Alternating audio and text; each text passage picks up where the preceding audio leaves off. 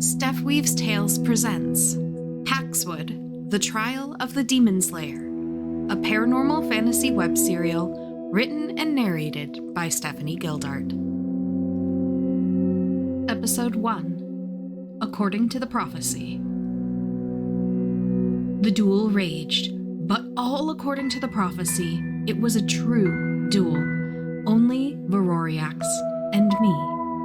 Veroriax, a hulking bipedal demon easily 8 feet tall, with curving ram's horns, talons, and a hide like molten lava, crackling black scales, with almost glowing red skin beneath.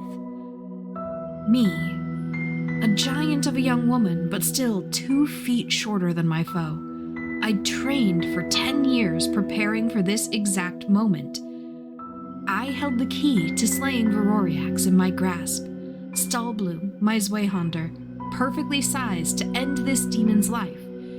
If I could only find my opening. I needed an opening. Even chosen ones have their limits, and my muscles were screaming, my mind slowing down. Veroriax wasn't slowing down, though. He kept up a relentless assault with no taunts or witty banter. I matched his lunges with quick footwork, blocked his strikes, and searched for a way to end this. I had to end this. It was my prophesied destiny, not just some futile hope. There, I went for a gap, thrusting Stahlblum forward with all my might deep into Veroriax's chest. He grabbed my arm and tore, howling, but it was too late. The demon fell, and so did I. Exhausted, floating, free from the weight I'd been carrying my whole life. I blinked, looking for Ellis. She was the one who gave me my prophecy and prepared me for this moment. But she wasn't there. Then I leaned back, closing my eyes. I just needed a moment. Hello? Is anyone here? I'm an EMT, and I thought I heard... Oh no, okay. That's a lot of blood. Can you hear me? 2 fingers pressed to my throat revived me, if only barely. Ellis? I asked softly, forcing my eyes open. My name is Jeremy. Messy, dirty blonde hair, brown eyes, flushed beige skin, lips pressed into a concerned line. I drifted again, but he shook me. Who is Ellis? He asked. Tell me about Ellis. Keep talking, okay? Ellis is my mentor, I said. She prepared me, said she'd be here. Where is she? She's not here? Jeremy looked past me, no doubt toward the slain demon prince, then back. Unless she's inside that very realistic monster costume, she's not here. I'm going to put a tourniquet on your arm. You're going to feel some pressure, and it's probably going to hurt. But you're bleeding out, and we need to stop this now. Not a costume, a demon. Veroriax. I wouldn't have corrected him on that point if I'd been any more lucid.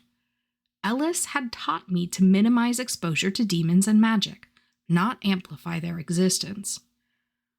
Veroriax. Sure, Jeremy said. He used his belt as a tourniquet, and it hurt. He also called 911, and he assured me that help was on the way. Then, okay, Ellis and Veroriax. Tell me more about them. What are you doing in an abandoned warehouse alone with a demon? The demon's not a danger, right? Dead. I smiled a little. That's my destiny. Only I alone could slay Veroriax. With Jeremy's urging, I took him back to the start of my freshman year. At the start of my freshman year, my parents gave me an ultimatum. Either I needed to go to school, or I needed to speak with a therapist. My parents probably thought the threat of being labeled different would be enough to scare me straight and get me through the school's front doors. They were wrong. Fortunately, my aunt had an old college friend who was working as a family therapist in Texas these days, and that friend had an opening.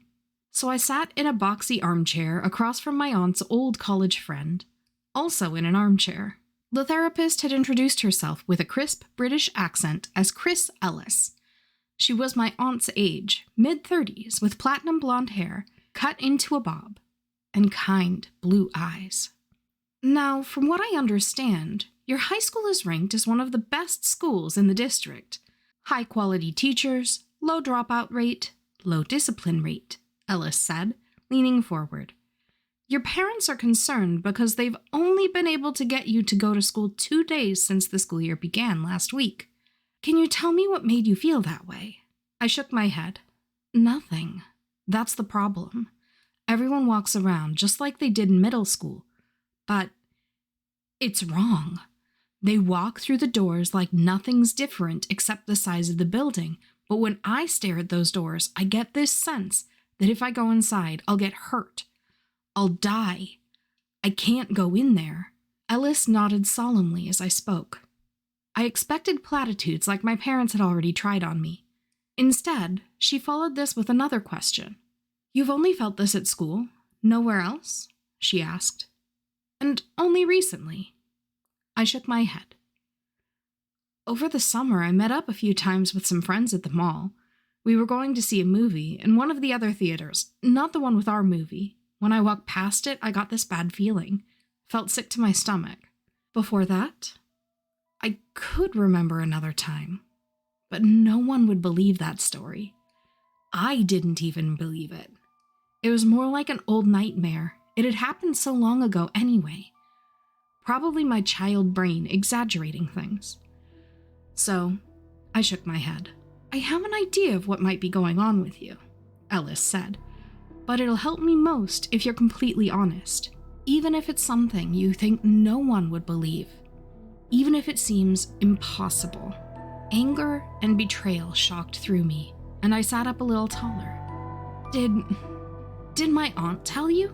Look at me. Really look at me. Do you remember me? Ellis asked. We didn't talk that day, but I'm sure you saw me.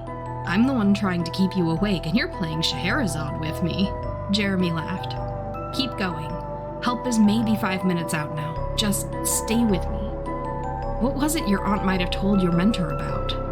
No Scheherazade here. Not much of a storyteller. I glanced over at Veroriax. His essence was already getting absorbed into Stalbloom, the clear pommel stone turning deep red. Good. It was as it should be. I could rest. Veroriax was gone.